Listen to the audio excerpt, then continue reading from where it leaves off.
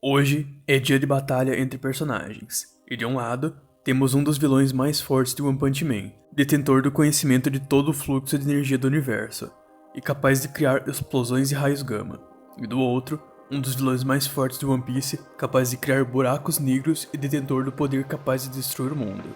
Esse é um matchup interessante para uma boa análise por conta do fato de ambos os personagens utilizarem de fenômenos da natureza em seus ataques. Enquanto Garou utilizou de uma literal explosão de raios gama, sendo comparado com o fenômeno real, Tite usa buracos negros comparados com os reais e citados pelo próprio Oda no Magazine 10 como não sendo apenas fantasia, e sim fenômenos reais. Para uma boa análise, precisamos entender quais são os atributos mais importantes para se levar em consideração em uma batalha. Força é basicamente a força física do personagem.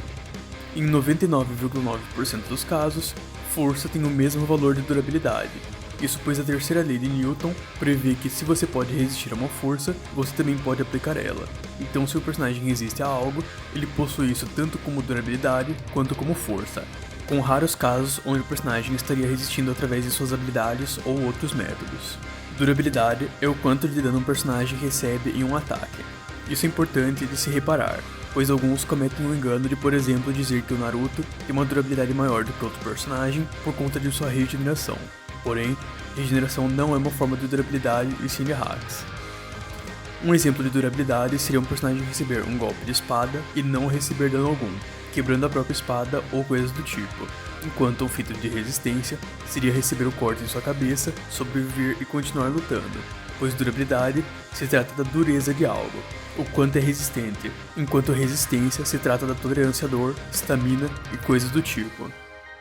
Velocidade não tem muito a se explicar. E finalmente, hacks se trata das habilidades que permitem afetar um personagem mesmo sendo inferior em atributos, ou seja, habilidades que não importa o quão forte você seja, você não pode resistir, como manipulação da realidade, negação de durabilidade através de danos internos, manipulação de mente, entre outros. Sendo assim, para essa batalha fazer sentido, precisamos analisar a respeito das habilidades principais dos personagens.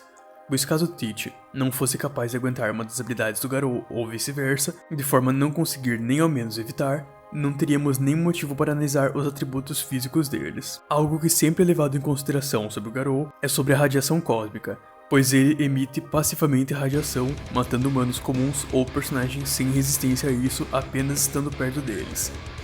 Apesar disso, personagens de One Piece já demonstraram altos níveis de resistência à radiação. E um bom exemplo disso ocorre em Skypiea, onde Luffy, Zoro, entre outros personagens, resistem a raios. Apesar do que muitos pensam, raios naturais emitem diversos tipos de radiação, porém, geralmente, não são prejudiciais pois a descarga elétrica dura apenas uma fração de segundo, e não é tempo de exposição o suficiente para a radiação afetar os humanos. Mas no caso do Enel, as descargas elétricas dele duram por vários segundos, e muitos personagens poderão resistir a isso, lembrando que Borracha, por exemplo, não é resistente à radiação, e altos níveis seriam bem prejudiciais, assim como Zoro, entre outros. E eu vou explicar por que essa resistência é válida para a maioria dos personagens. Mas antes, vamos entender melhor sobre a radiação em raios. Durante tempestades elétricas, ocorrem interações entre partículas de alta energia, como elétrons, e as moléculas de ar. E essas interações resultam na produção de energia eletromagnética de alta energia, como os raios-x e raios gama. A atividade elétrica intensa pode gerar radiação ultravioleta devido à aceleração das partículas carregadas, como elétrons, durante os processos de descarga elétrica, e a formação da radiação infravermelha está associada ao calor gerado pela atividade elétrica e pela liberação da energia durante os eventos de descarga elétrica. Essa resistência à radiação e ao calor dos raios, demonstrada pelos personagens de One Piece, deriva de um hack chamado evolução reativa. Em One Piece, a evolução reativa é associada com a força de vontade, que permite superar diversos hacks, como manipulação da loucura, manipulação de mente, nesse caso, a radiação, e um caso bem especial é como o Luffy demonstrou contra o Crocodile, recebendo o efeito de um veneno que mataria ele e tiraria seus sentidos. Porém, mesmo assim, o Luffy conseguiu se adaptar ao veneno e continuar lutando até o fim, sem morrer. Como isso é algo que deriva da força de vontade, usuários de Haki conseguem alcançar níveis ainda maiores de evolução reativa, como por exemplo, personagens sendo capazes de manipular a própria alma e trazê-la de volta ao corpo através da força de vontade e continuar vivo. Como conclusão, Tite poderia já ter uma resistência à radiação naturalmente, porém, mesmo se a radiação do Garou se mostrasse superior, ele conseguiria se adaptar em pouco tempo a ela e continuar lutando. E sobre o buraco negro de Teach? Como eu mencionei antes, o buraco negro de Teach demonstrou funcionar como um buraco negro real, e foi citado diretamente no Magazine 10, onde é dito: vários fenômenos naturais únicos encontrados no mundo de One Piece. Esses fenômenos não são todos fantasia e outros semelhantes podem ser observados no mundo real. Essa seção descreve 2 fenômenos naturais que ocorrem no mundo real, ou seja, é afirmado diretamente que o buraco negro dele é um fenômeno real. Sabemos que o Garou tem um conhecimento do fluxo da energia do universo, mas é claro, ter conhecimento da energia e do comportamento é diferente de ter domínio, e obviamente ele nunca demonstrou um nível de energia suficiente para resistir a um buraco negro. Buracos negros possuem densidade infinita, pois a massa é infinitamente compactada na singularidade, o que consequentemente gera um nível de gravidade infinito. Ou seja, quando falamos de buracos negros reais, seria necessário possuir durabilidade infinita para resistir na singularidade. E o próprio Teach já deixou claro que a força da escuridão é infinita, que se trata do próprio buraco negro. Apesar disso, é sim possível ao Garou lidar com isso, já que fora da singularidade, basta ter uma velocidade superior da luz para escapar do horizonte de eventos de um buraco negro, já que a velocidade de escape dele é a da luz. E sabemos que a velocidade do Garou é muito maior do que isso, então nesse aspecto ele não teria tantas dificuldades de lidar. Agora, voltando mais uma vez ao Garou, ele tem conhecimento e pode copiar os fenômenos do universo, desde que, obviamente, ele tenha a energia necessária para isso, já que não adianta, por exemplo, compreender o Big Bang, sendo que sabemos que o Garou não tem energia suficiente para recriar um, mesmo que ele soubesse como fazer isso. Agora, a questão é, o Garou poderia copiar os poderes do Teach? A resposta é alguns. Ele não pode copiar diretamente a própria Akuma no Mi, já que o fluxo de energia do universo que ele compreende se trata do próprio universo dele, enquanto Akuma no Mis são criadas pelo desejo das pessoas e agem diretamente no DNA, ou seja, é um poder específico do verso, e como expliquei em outros vídeos sobre o verso neutro, a equalização de energia não é aplicável quando se tratam de funcionamentos diferentes. Apesar disso, o Garou poderia sim copiar tanto os buracos negros da Yami Yami no Mi, quanto os terremotos da Gura Gura no Mi, que são fenômenos naturais. Mas seguindo a mesma explicação, ele não pode copiar Haki, que é um poder que vem da força de vontade do usuário e depende do nível de força disso. Sendo assim, vamos para a análise de força desses 2 personagens. Em One Punch Man, existem grandes feitos de força, e um deles foi demonstrado pelo Saitama, que com um espirro conseguiu dissipar metade de Júpiter, um feito que facilmente ultrapassa o nível planeta grande. Em contraponto, o Teach também tem um feito nível planeta grande, que se trata da criação de um buraco negro, que através de cálculos, podemos descobrir que a quantidade de massa necessária para gerar um buraco negro com esse tamanho é desse nível. Lembrando que eu vou deixar o cálculo desse feito no comentário fixado no vídeo. Um ponto a se lembrar é que o nível planeta grande não se trata da destruição causada pelo buraco negro, e sim pela massa necessária para criar ele, coisas que são comumente confundidas.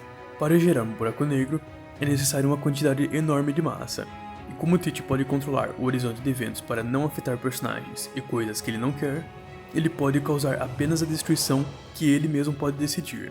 Assim como o próximo feito que eu vou citar, que é a explosão de raios gama do Garou, que apesar de também ser declarada funcionar igual a uma real, também não causou uma grande destruição. Na verdade, não destruiu nada próximo, muito menos a Terra. Então não faz muito sentido questionar a área de efeito do buraco negro de Teach, quando a explosão de raios gama do Garou também teve a sua área restrita. Apesar disso, indo direto ao assunto, não existe uma forma de calcular o nível de força de uma explosão de raios gama através de seu tamanho, diferente dos buracos negros. Então o que podemos fazer é usar a média de uma explosão de raios gama real. E como vocês podem ver, explosões de raios gama emitem geralmente uma energia de 10 elevado a 44 joules, como vocês podem ver na fonte que vai estar no comentário fixado. E esse nível de energia se encaixa no nível estrela grande. Em contraponto novamente, Teach consegue alcançar uma energia bem próxima com sua Gura Gura no Mi. Como eu já expliquei em vários outros vídeos, o planeta One Piece é absurdamente maior do que a Terra, e por cálculos, o GBE do planeta, que é a energia de ligação gravitacional, que impede de ser destruído, é de 5.8 vezes 10 elevado a 44 joules. E como a Gura Gura no Mi já foi citada várias vezes como sendo capaz de destruir o mundo, inclusive pelo próprio Teach, ele consegue liberar essa energia, inclusive de forma casual. Tanto Teach quanto Garou alcançam casualmente esse nível, pois enquanto Garou criou uma explosão de raios gama antes de evoluir na sua luta contra o Saitama, o Teach era capaz de destruir o mundo e aguentar os golpes do Barba Branca ainda no pré-time skip, e essa destruição é realizada de forma tão casual que após obter a Gura Gura no Mi, o Barba Negra afirmou que poderia destruir o mundo apenas com a sua vontade, ou seja, ambos estão inquantificavelmente em um nível acima do que eu citei, mas não tem como quantificar exatamente. O Garou tem o seu gráfico de evolução com o Saitama, mas não tem como saber quantas vezes ele teria evoluído através disso, já que o gráfico não tem uma demarcação para saber em qual ponto ele estaria aumentando 100% de sua força, enquanto o Teach até daria para mensurar um pouco melhor através dos multiplicadores do Luffy, mas eu não vou entrar nessa questão nesse vídeo. Alguns acham que o Saitama e Garou destruíram estrelas na colisão de socos deles, mas existem muitas evidências do oposto, como eu já expliquei em outro vídeo, mas ainda vou dar uma resumida. Primeiramente que é um fato que ele não destruiu estrelas, apenas distorceu o espaço e dispersou os fótons, pois, simplesmente, nessa mesma direção, onde vemos a energia sendo disparada, mais tarde, vemos a mesma direção na visão do Garou, e vemos que as estrelas estão todas lá, não houve destruição alguma. Essa é a mesma direção em que essa borda de energia maior do soco deles foi direcionada, por conta do ângulo do que é presumidamente a espinha dorsal de Deus na parte de trás da Lua, e do fato que esse painel é o ponto de vista do Garou olhando para a Terra na direção de Júpiter, além de que podemos ver que essa borda da energia não está realmente se expandindo. Outro ponto bem importante é que se eles tivessem realmente destruído estrelas, nós continuaríamos vendo o céu estrelado, pois levariam milhões de anos para a luz final das estrelas chegarem até nós, o que significa que, independente de qualquer coisa, não tem como essa imagem provar alguma destruição, pois o céu não deveria ter um rombo caso eles realmente tivessem destruído, e esse rombo só indica a distorção do ataque causada pelo ataque deles. Sendo assim, como eu já disse, a força do Teach e Garou é bem próxima, com o Teach tendo uma pequena vantagem, porém, Garou ainda tem sua evolução exponencial, o que significa que em pouco tempo ele conseguiria alcançar e superar o Teach, o que se tornaria algo bem problemático caso a luta se estendesse. Sendo assim, vamos ao próximo aspecto da análise, que é a velocidade dos personagens. O maior feito do Garou, que na verdade é do Saitama, foi feito em pleno auge dele na lua de Júpiter, quando ele destrói a lua e salta entre as rochas, feito esse que é calculado como MFTL, mais especificamente 600 vezes a velocidade da luz. Tentam upar a mais esse feito usando algumas vias bem duvidosas, como considerar que os riscos do percurso eram luz porque sim, por exemplo, assim como fazem em boa parte dos feitos de One Punch Man, usando algumas formas bem tendenciosas para calcular, e o problema em si é querer usar algo provido de suposições e não de informações canônicas. Enquanto isso, em One Piece, a velocidade da luz é quebrada desde cedo, desde o pré-time skip, com personagens casualmente e consistentemente esquivando de fótons e vários outros ataques com velocidade da luz, sendo citados terem essa velocidade e etc. Claro, em One Punch Man, a velocidade da luz também chegou bem cedo, em feitos como o do Saitama saltando da lua até a Terra, feitos do Flash, do Boros, etc. O diferencial de One Piece são duas coisas. A primeira é que dá para calcular feitos com base na velocidade de percepção, já que o haki de observação tem várias citações Sol, ou seja, Speed of Light, o que permite calcular blitz em usuários de haki de observação a partir da velocidade da luz, enquanto em One Punch Man, por exemplo, acabaria recaindo como um empilhamento de cálculo.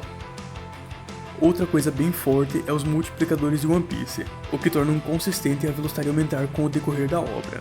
A escala de velocidade é algo que precisaria se estender demais, pois são muitos feitos e multiplicadores, mas só de pegarmos o feito do Luffy dando Speed Blitz no Flamengo, por exemplo, sendo capaz de superar a velocidade de percepção Sol do Haki e dando Blitz nele em uma distância de 4 km, podemos facilmente calcular a velocidade do Luffy em seu Gear 4 para 4.827 vezes a velocidade da luz através da fórmula da velocidade.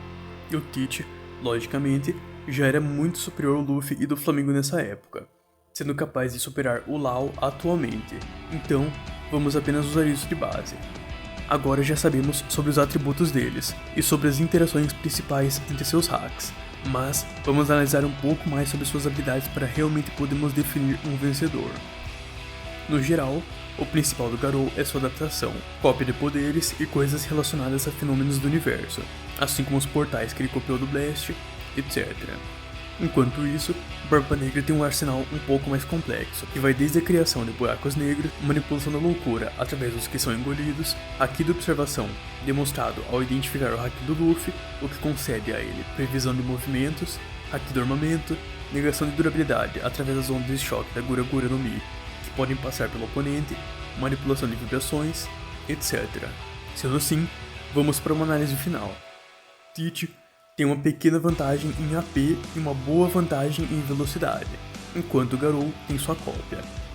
A questão é que a evolução do Garou, apesar de ser alta, aconteceria em um tempo devagar na visão do Teach, que iniciaria sendo muito mais rápido, conseguindo finalizar através de seus buracos negros, pois é impossível sobreviver à singularidade de um buraco negro, ou mesmo com sua Gura Gura no Mi, que já demonstrou quebrar o espaço, já que conseguiu até mesmo quebrar a Rune do Law, que é literalmente uma manipulação espacial, e sabemos que o Garou não tem resistência à manipulação espacial, então ele não poderia resistir a isso, além de que afetar internamente com a Gura Gura já seria um problema, pois mesmo que o Garou tenha resistência interna, como o AP deles é equiparado, isso ainda acabaria afetando mais do que danos externos.